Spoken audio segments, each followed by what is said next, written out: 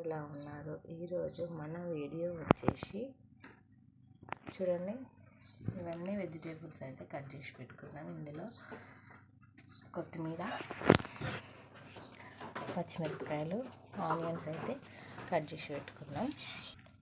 ఒక గిన్నెలో అయితే రాగి పిండి అయితే వేసుకుంటున్నాం. రాగి పిండి చాలా హెల్త్కి మంచిది, ఇంకా పిల్లలకైతే ఇంకా మంచిది. నాకైతే చాలా ఇష్టం ఫ్రెండ్స్ రాగి పిండి. నేను ఎప్పుడు తినలేదు ఫ్రెండ్స్. చూడండి, నేను ఒక 4 కప్పుల పిండి తీసుకున్నా. దీంట్లో కొంచెం అయితే రవ్వ అయితే యాడ్ చేసుకుంటున్నాం, మీ ఇష్టం. నేనైతే ఇడ్లీ రవ్వ యాడ్ చేస్తున్నా, మీరు బొంబాయి రవ్వ కూడా యాడ్ చేసుకోవచ్చు. ఇప్పుడైతే వెజిటేబుల్స్ వేద్దాం. వేసే మొత్తం వేసే.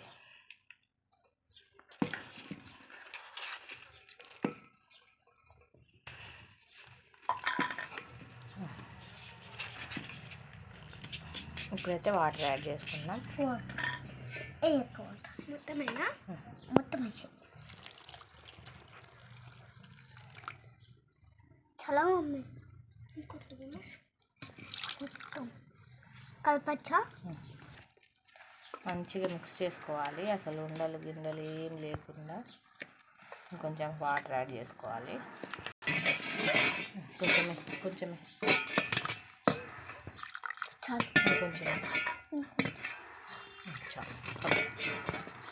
ఉడకబెడితే మాత్రం నీళ్ళకి వచ్చేస్తాయి.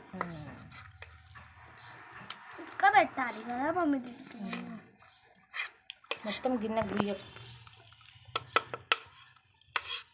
మంచి కలుపుకోవాలి.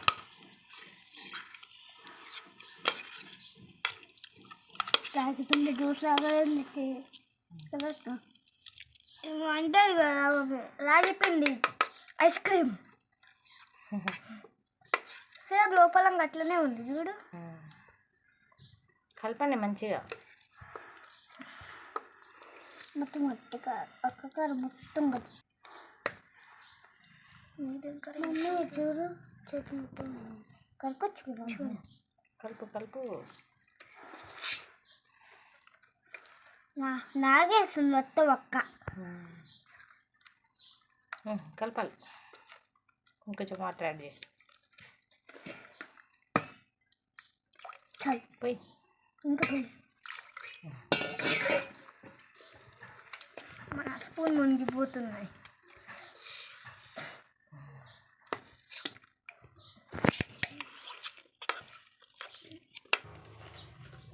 చూడండి, ఇప్పుడు మనం మొత్తం మిక్స్ చేసుకుంటే ఇలా వస్తుంది.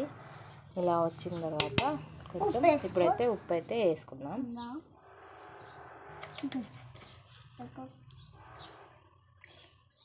మీకు సరిపడా వేసుకోండి.